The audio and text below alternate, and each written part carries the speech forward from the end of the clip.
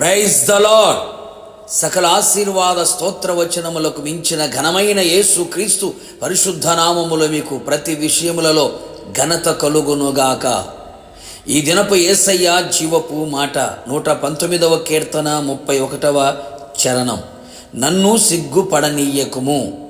యేసు ప్రభువని నోటితో ఒప్పుకొని దేవుడు మృతులలో నుండి ఆయనను లేపెనని విశ్వసించి రక్షింపబడి ఆత్మీయ యాత్రలో ముందుకు కొనసాగుచున్న జీవము గల దేవుని సైన్యములో చేరిన క్రీస్తు యేసు సైనికులారా, ఆయన పేరు పెట్టబడిన ఆయన జనులను ఆయన ఎన్నటికీ సిగ్గుపడనివ్వడు.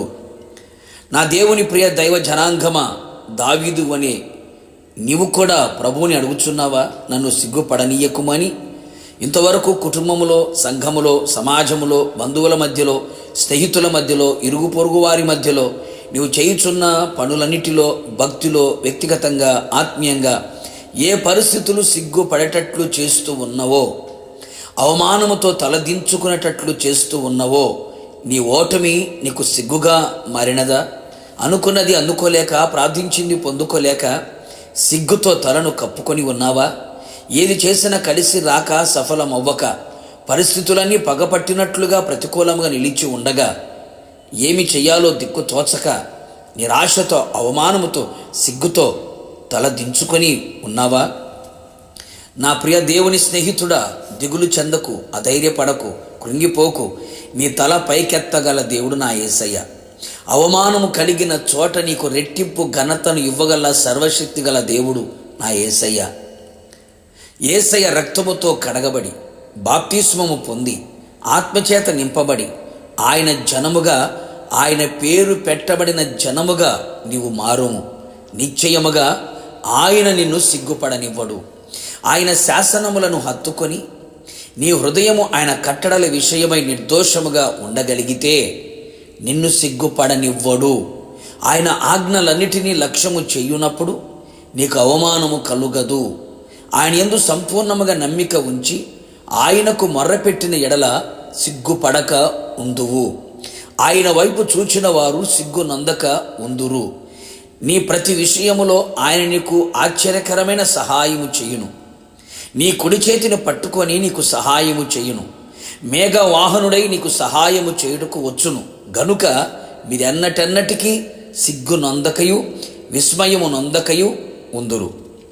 మనం నమ్మిన యేసయ్య ఎవరో, ఎలాంటివాడో, ఏమి చేయగలడో, ఆయన సామర్థ్యం సమస్తమును నీవు నమ్మిన ఎడల, నమ్మిన వాణ్ణి సంపూర్ణముగా తెలుసుకొనిన ఎడల ఎప్పుడునూ సిగ్గుపడవు అనే సంగతి గుర్తెరుగుము.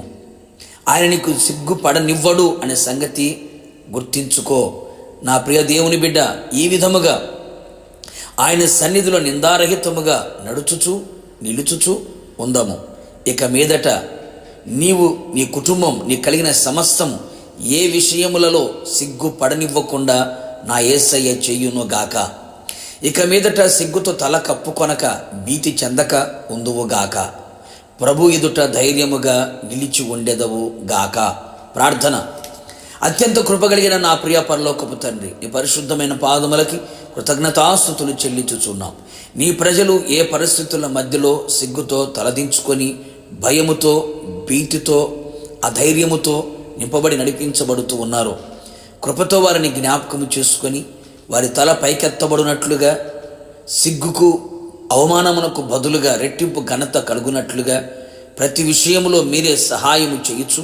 వారి జీవితంలో గొప్ప ఘనతను కలుగు చేయమని కోరుతూ ఉన్నాం. నిశ్చయముగా నమ్మిన బిడల్ని సిగ్గుపరిచే దేవుడు కాదు ప్రభువా. నీ విశ్వాసం ఉంచు వారిని సిగ్గుపరిచే దేవుడు కానే కాదు. నిశ్చయముగా నీ ప్రజలందరూ సిగ్గుపడకుండా ఉండునట్లుగా మీరే ఘనపరిచి ఘనమైన కార్యాలు చేయమని యేసు నామములో అడిగి పొందుకొని ఉన్నాము తండ్రి, ఆమెన్. నిశ్చయముగా మీరును మీ కుటుంబ సభ్యులందరూ ఇక మీదట సిగ్గుపడక ఉందురుగాక. నా యేసయ్య మిమ్మును ఘనపరచును గాక. God bless you.